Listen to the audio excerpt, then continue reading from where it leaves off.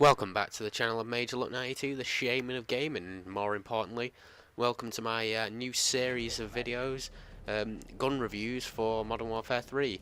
I'm going to be doing it sort of class orientated, so I'm going to be doing the first assault rifle first, and then the first SMG, LMG sniper rifle, and I might even possibly do one for the riot shield, and so on and so forth.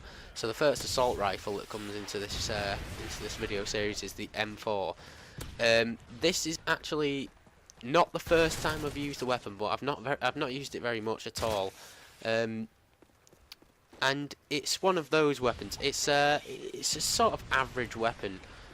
It's balanced in that it's got sort of quite good accuracy. Low damage. It's pretty much the same as the Modern Warfare 2 M4, and it plays the same part in you know, your classes as the M4 always has. Really, you know, it's that accurate, low damage weapon. It's sort of good in every situation, but not really, you know, master of any. You know, it's one of those weapons that I probably couldn't use it religiously because it's, you know, there's probably better weapons out there. I still haven't even unlocked all the weapons yet, but this is one that I think I could be comfortable using on most maps. The thing is, with Modern Warfare 3, because the maps are so, you know, not small, but, you know, they're so compact, and there's so much action going on, this isn't a weapon I'd really be drawn towards. I'd like a sort of faster firing weapon. You know, yeah, higher rate of fire, and, you know, decent damage. Having said that, because you want to hit pretty much every bullet, it's not a bad choice really. You're not going to miss very often if, you know, your aim's actually on point and it's decent with this weapon. It hasn't got pretty much any recoil, as you'll see in this video, as I epically fail with the stun grenade.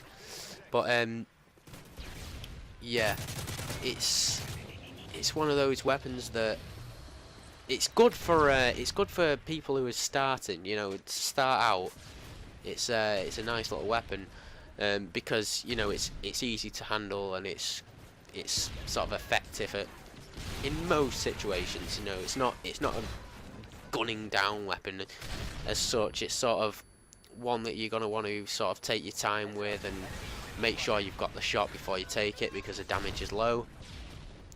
Right, so let's sort of talk attachments. In this video, I actually didn't have any attachments on it. Here I just pick up a G36 and pick one guy off and then die here horribly. But yeah, let's speak attachments. I didn't have any attachments on it, but I have messed about with it, with attachments, like in private games and stuff, and, you know, against my friends, stuff like that. The red dot's an obvious choice. I'd stay away from the silencer, because it just takes the damage to being too low for me, with a weapon that's, you know, got such a low damage in the first place. You don't really want to be hindering it with a silencer. So I'd say red dot's the way to go. ACOG if you want. Sort of this situation, I managed to pick this guy off because of the, you know, the high accuracy of this weapon. But if you had a sight like an ACOG, that would have been much easier. You could have tap fired him. Mistake that sentry gun for an actual person then. But yeah, ACOG would be a good choice if you think you're going to have a lot of those longer range engagements. You can put stuff like a heartbeat sensor on it if you want. You know, if you're not confident. Like I said, this weapon's good for people who are just starting out and they're not really, you know, they're not really up to scratch with which weapons are good in which situation. This is a good one to pick. It's the first assault rifle. You know, it's fully automatic, very, very accurate. You know, and it's a good starting point. Having said that, there's much better weapons later on that you'll find. Even if you are a rookie, you'll find like the Scar L. It's, you know, incredibly accurate, but it's got high damage. So this weapon's pretty much a starting point to test out you know, attachments on fully automatic assault rifles is one reason that you'd pick this. There's many other weapons that are much better, but you know, it's stacked up against some of them in some of the situations, except for that one, because he had a scar. But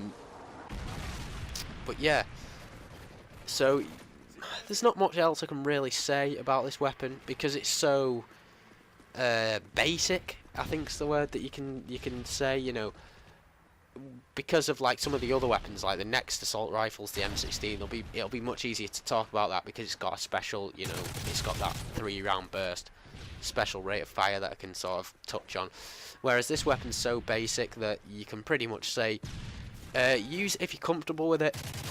There's better weapons, but never sort of, you know, feel threatened to use it because it's, you know, not got a high damage. It's good if you've got time to line up your shot. If you're confident with your accuracy like that, there you couldn't really see him, but actually fired fully automatically there and still hit him. So that's one good point about it. And with a red dot, that'll be much easier, even though the iron sights are really manageable on this. The red dot's one of the best attachments on this game because you know, some of the iron sights are quite horrible, I find. But there's a little triple spray for you in there. But yeah, the way I'm going to be doing this video series is I'm going to be doing first assault rifle, SMG, LMG, sniper rifle, and then possibly riot shield, depending on whether people want to see it. So the next ones that are up is the MP5 in the SMG category. Then the LSW, which is actually turning out to be one of my favourite weapons in the game. And then it goes to... I actually can't remember what the first sniper rifle is. I was asking somebody yesterday, I can't remember though. And then it'll go through to the SCAR.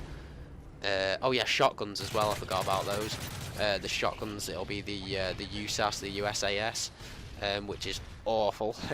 That'll be the first shotgun to do. And then back through again with the M16, the UMP, the MG36, and here I got the nice final kill with my secondary weapon. Shame it wasn't with the M4, but I ran out of ammo. So, not a beast gameplay, but I think it, you know, explained the way that the M4 really should be used, and you know, got some good gameplay displaying how it should be used. So hopefully you enjoyed it and you'll come back for the MP5 review.